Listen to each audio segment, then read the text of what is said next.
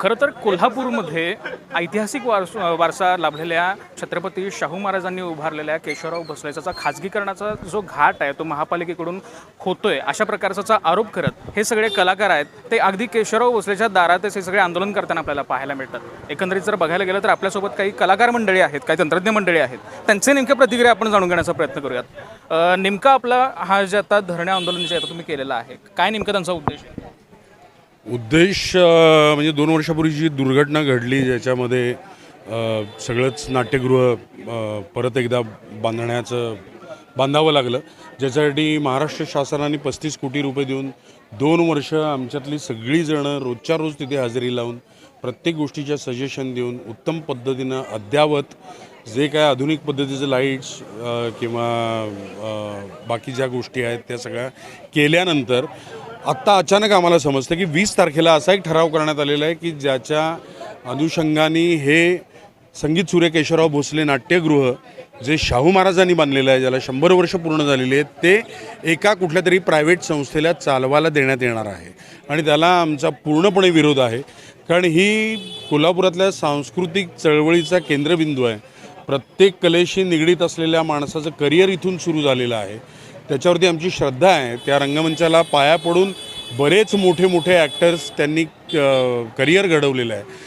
अशा एका वास्तूचं बाजारीकरण करणं आम्हाला कुणालाच मान्य नाही आहे, त्याच्यासाठी म्हणून आमचा हा विरोध आहे आणि त्याची ही पहिली सुरुवात आहे। ह्याच्यातून बोध घेऊन प्रशासनाकडून जर हे कॅन्सल केलं गेलं नाही तर आमचं हे आंदोलन दिवसेंदिवस तीव्र होत जाईल।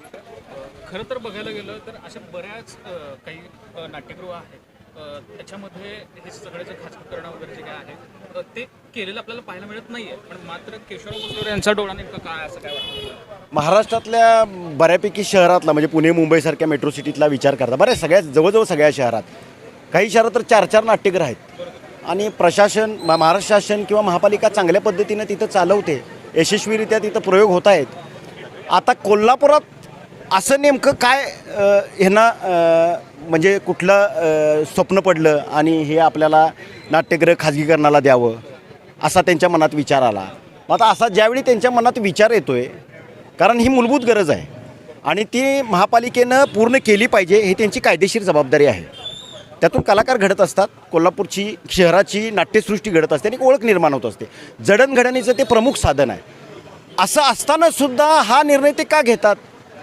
तर त्याचा मुळाशी आपण गेलो आणि त्याचा जर विचार केला तर त्याची मुळं ही 2 वर्ष पाठीमागे जातात आणि मग ते जळलं। मग शाहू महाराजांच्या वास्तूंबाबतीत असं घडतं आहे, शाहूंचे विचार शाहू महाराजांच्या म्हणजे फॉर एक्झाम्पल शेंडा पार्कातली एक शाहू महाराजांनी बांधलेली वास्तू पण जाळली गेली। मग हे सगळं कुठंतरी षडयंत्र आहे का? म्हणजे त्याच्या पाठीमागं कुठल्या प्रवृत्ती काम करतात? कदाचित अनभिज्ञपणे काही लोक करवून घेत असतील, आपल्याला कोणाला वर आरोप ठेवायचे नाहीत किंवा ह्या राज्यकर्त्यांना तुम्ही असं करताय असं म्हणायचं नाही आहे, पण तुम्ही त्याला बळी पडताय का? तुम्ही हा मूळ विचारापासून बाजूला जाताय का? ह्या सगळ्याचा साधक बाधक विचार केला पाहिजे आणि खऱ्या अर्थानं आपण शाहू महाराजांचे पाईक आणि ह्या कला संस्कृतीचं जर वैभव निर्माण करायचं असेल तर पहिल्यांदा हा ठराव त्यांनी मागं घेतला पाहिजे आणि लवकरात लवकर हा निर्णय मागं घेऊन त्यांनी तुझी कृतिशील पाडा कोल्हापूरला दिला पाहिजे। काय नेमकं आपलं नेमकं मत काय? कारण सुरुवातीपासून त्या आंदोलनाच्या तुम्ही कुठं ना कुठंतरी सोशल मीडियाच्या माध्यमातून आज बरेच प्रश्न तुम्ही मांडताना आपल्याला पाहायला मिळतात। बाजारीकरणाचा मुद्दा हा प्रशासनाने अगदी म्हणजे तोंडावर मारून घेण्यासारखा केलेला आहे म्हणण्यात काय अर्थ नाही, कारण हे जे काही शासनानं केलं ह्याला निधी शासनाचा आला, महाराजांनी बांधलं आणि ही लोक आता चालवायला देणार। इतिहासाची जर पानं उलटली तर लोकशाही येण्यासाठी शाहू महाराजांनी पहिलं पाऊल उचललं की राजेशाही संपुष्टात यावी। राजा असून सुद्धा आज जर महाराज असते तर ते म्हटले असते की लोकशाही नको, परत राजेशाही येऊ दे। कारण ही लोक लोकशाही असताना सुद्धा कुठल्या तरी माणसाच्या घशात, धनदांडग्याच्या घशातच ही सगळी प्रॉपर्टी घालायच्या नादात आहेत, जी राजांनी आमच्यासाठी जनतेसाठी तयार केली ती। आणि त्यावेळीसुद्धा महाराजांनी लोकशाही आल्यानंतर ही राज्य शासनाकडे दिली, कारण ही लोकांची प्रॉपर्टी आणि आज हे शासन तीच प्रॉपर्टी परत खाजगीकरणाला देतं आहे। याच्यापेक्षा मोठा विनोदच असू शकत नाही. राजानं लोकांचा विचार केला आणि लोकशाही आणली आणि आज ती लोकशाही प्रशासन लोकशाही असताना सुद्धा त्याची वाटचाल हुकुमशाहीकडे करायला लागलं आहे.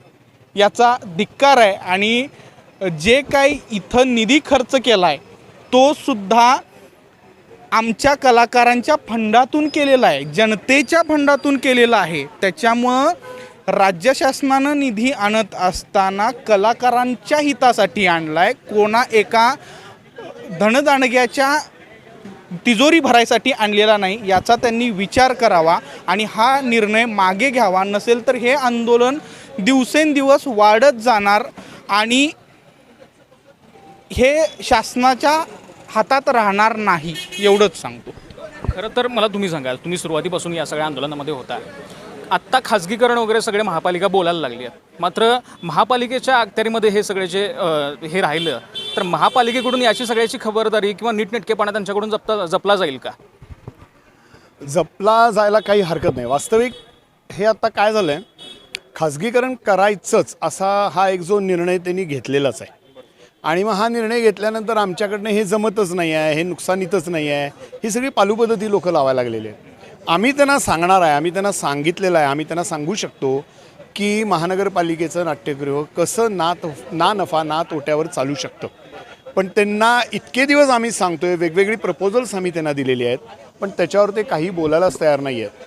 ते एवढंच म्हणतात की हे खाजगीकरण नाही आहे. काल तर अतिशय मजेशीर स्टेटमेंट रोहनने आम्ही ऐकलं. आम्हाला एक वरिष्ठ अधिकारी म्हणण्यापेक्षा एक जबाबदार व्यक्ती असं म्हटली, हे खाजगीकरण नाही आहे, हे प्रायव्हेटायझेशन आहे. याचा नेमका अर्थ मग हे त्यांना समजायला पाहिजे. जे आम्हाला समजलं ते त्यांना समजलं नाही. आणि ते जे PPC जे काय बोलतात माहीत नाही आम्हाला काय आहे, पण तो एक मार्ग आहे खाजगीकरणाच्या बाजूनं जाण्याचा. पहिला हे, मग पहिला ते, मग पहिला ते नकोच आहे ना आपल्याला. ते आम्हाला संगीत सूर्य केशवराव भोसले नाट्यगृहाची मॅनेजमेंट ही महानगरपालिकेच्या प्रशासनाकडेच असली पाहिजे. त्याच्यावर होणारे खर्च हे ते खोटे सांगतात. इथं पूर्ण वेळ अधिकारीच नाही आहे. इथले जे मॅनेजर आहेत ना ते 2 ठिकाणचा भार सांभाळतात. मग त्यांचा पगार किंवा ते ओव्हरहेड तुम्ही केशवराव भोसले नाट्यगृहावर कसे काय टाकू शकता? ते तुमचं वाचनालय पण सांभाळतात. म्हणजे त्यांचा पगार जो आहे तो दोन्हीकडे डिवाईड होतो आहे ना. एखाद दुसरा वॉचमन आहे, जर वॉचमन भरपूर असते तर जळीत घडलंच नसतं ना. मग हे तुमचे ओव्हरहेड कुठले? आणि या सगळ्या गोष्टींवर त्यांनी विचार करावा. आज तुम्ही लोकांचा सपोर्ट बघितला, विविध संघटना बघितल्या, सामान्य रसिकसुद्धा आले होते, डॉक्टर्स लोक आले होते, बार असोसिएशनच्या लोकांनी आम्हाला पाठिंबा दिलेला आहे.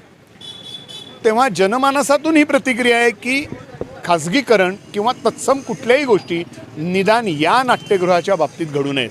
बाकी तुम्हाला जे काही करायचं आहे तो तुमचा वैयक्तिक आणि प्रशासनाचा विषय आहे. मुळात याच्यामध्ये आता खाजगीकरणाचा यांनी हा मुद्दा त्यांनी कुठं ना कुठेतरी सांगितलाच. मात्र आत्ताची सध्याची परिस्थिती अशी आहे की महानगरपालिका सरळ असं स्पष्ट म्हणते की आमच्याकडे कोणत्याही निधीची तरतूद होऊ शकत नाही. निधींची जी तरतूद वगैरे काय करायची असेल तर ते आत्ता पुरेशी तशी हे नाही आहेत. कारण तुम्हाला कसं वाटतं? आयजीच्या जीवावर वायजी उदार असा प्रकार आहे. नाट्यगृह बांधलं कुणी? राजर्षी शाहू महाराज. जळितानंतर निधी दिला कुणी? राज्य शासनाने. आणि आता खाजगीकरणाचा घाट कुणी गाठला आहे? महानगरपालिकेने. महानगरपालिकेनं काय केलं हो या नाट्यगृहासाठी? काहीही केलेलं नाही. आणि यांचं जे मत आहे ना की हे तोट्यात आहे, याच्यामध्ये आम्हाला 50-60 लाख रुपये घालावे लागतात महानगरपालिकेकडून, हे चुकीच्या आकडे आहेत. कारण आम्ही जे रंगकर्मी आहोत ना ते रस्त्यावर पण खेळ करतो, ओपन थिएटरला पण काम करतो आणि इंडोरला म्हणजे नाट्यगृहामध्ये पण काम करतो. आम्हाला माहीत आहे ना किती खर्च येतो तो. तुमचे जे अवास्तव काही गोष्टी आहेत ना त्या बंद करा ना. हे तुमचे पगार बघायला गेलं तर वॉचमनला 50,000 रुपये पगार आहे. वॉचमनचं काम काय इथं? देखरेख करणं. बरोबर आहे ना. पण आम्हाला काय म्हणायचं आहे की तुम्ही खाजगीकरणाचा जो घाट घातला आहे ना त्यापेक्षा वेगवेगळ्या प्रायव्हेट एजन्सीज आहेत ना त्या एजन्सीजना द्या. व्यवहार तुमच्या ताब्यात राहील. तुम्हाला व्यवहारच कुणातरी दुसऱ्या ताब्यात द्यायचा आहे आणि त्याचं भलं करायचं आहे. याला आमचा विरोध आहे. सगळ्यात महत्त्वाची गोष्ट सांगतो की श्रद्धा भक्ती या सगळ्या गोष्टी नफ्या तोट्याच्या तराजूमध्ये तोलता येत नाहीत. केशवराव भोसले ही आमची श्रद्धा आहे, ही आमची भक्ती आहे. तुम्ही मगाशी म्हटल्याप्रमाणे मी जे काही सोशल मीडियावरती अभिनेता म्हणून समाजाचे प्रश्न मांडायचे प्रयत्न करतो, तो संपूर्ण अभिनय याच केशवराव भोसले नाट्यगृहाच्या रंगमंचावरती शिकून, अक्षरं गिरवून आज आम्ही कुठंतरी त्याचा वापर करतो आहे. हे या रंगमंचाची देण आहे, ही आम्ही विसरू शकत नाही. आणि मीच नाही, माझे वडील, त्यांचे वडील, माझा मुलगा, अशा कित्येक पिढ्या या रंगमंचावरती घडलेल्या आहेत. त्यामुळं आमच्या मनामध्ये याच्याबद्दल भक्ती आहे आणि ती आम्ही नफ्या तोट्याच्या तराजूत तोलू शकत नाही. हा पहिला मुद्दा भावनिक आहे. याच्या खाजगीकरणाबद्दल बोलतो. कोल्हापूरची KMT तोट्यात आहे. खाजगीकरण करणार त्याचं. रस्ते बरेच निधी आणले जातात, पण लोकांच्या तक्रारी संपत नाहीत, पुन्हा त्याच पदावरती येतात. त्याचं पण खाजगीकरण करूया. मी लांबड लावत नाही. अशा अनेक गोष्टी आहेत की त्याचं मग खाजगीकरण करायचं झालं तर महानगरपालिका चालवायची कशाला? त्याचंही खाजगीकरण करून टाकूया. आपल्याला खाजगीकरणाच्या तराजूमध्ये या सगळ्या गोष्टी तोलता येत नाहीत. आणि त्याच्याहीपेक्षा महत्त्वाचं, शाहू महाराजांनी केशवराव भोसले नाट्यगृह कलाकारांसाठी दिलं. या कलापूर कलानगरी म्हणणाऱ्या या नगरीमध्ये त्यानंतर महानगरपालिका असू दे, कुणी असू दे, दुसरं नाट्यगृह निर्माण केलेलं नाही. आणि जे आहे ते खाजगीकरण करताय तुम्ही. त्याचं जनता नाही होऊ देणार, कारण आम्ही कलाकार नाही होऊन देणार. आणि आज बघितलं तर सगळ्या जनतेचा, वेगळ्या तालमी संस्था, मंडळी या सगळ्यांचा भरघोस पाठिंबा बघता हे होणार नाही. हे खाजगीकरण होणार नाही. जनआंदोलन म्हणजे यासाठीच आहे की छत्रपती शाहू महाराजांनी ज्या उद्देशानं कलाकारांच्या भल्यासाठी, त्यांना व्यासपीठ मिळण्यासाठी हे जे काही नाट्यगृह उभं केलं होतं कित्येक वर्षापूर्वी इंग्रजांच्या काळामध्ये, तर त्या नाट्यगृहाचा मुळात उद्देश बाजूला ठेवून खाजगीकरणाकडे ही वळत आहेत महानगरपालिका. याबद्दल आम्हाला खंत आहे आणि तो एक उद्रेक आमच्यामध्ये आहे, म्हणून आम्ही आंदोलन ते सुरू केलं. आणि जर खाजगीकरण झालं तर कुठंतरी नाट्यगृहाचं बाजारीकरण व्हायला वेळ लागणार नाही असं आमचं म्हणणं आहे. मग महानगरपालिकेला जर ते परवडत नसेल तर शासनाकडे त्यांनी द्यावं, परंतु ह्याचं खाजगीकरण होऊ नये हा आमचा ठाम मुद्दा आहे. तर याचा हा जो उद्रेक आहे कलाकारांचा, हा मोठ्या प्रमाणात आपल्याला एकंदरीत झाल्याचं पाहायला मिळतं. आत्ता तर हे फक्त धरणं आंदोलन आहे. इथून पुढं व्यापक भूमिका घेऊ अशा प्रकारची जे एक इशारा आहे तो महानगरपालिकेला आपल्याला कलाकारांनी दिलेला पाहायला मिळतो आहे. LS मराठीसाठी मी निरंजन, कोल्हापूर.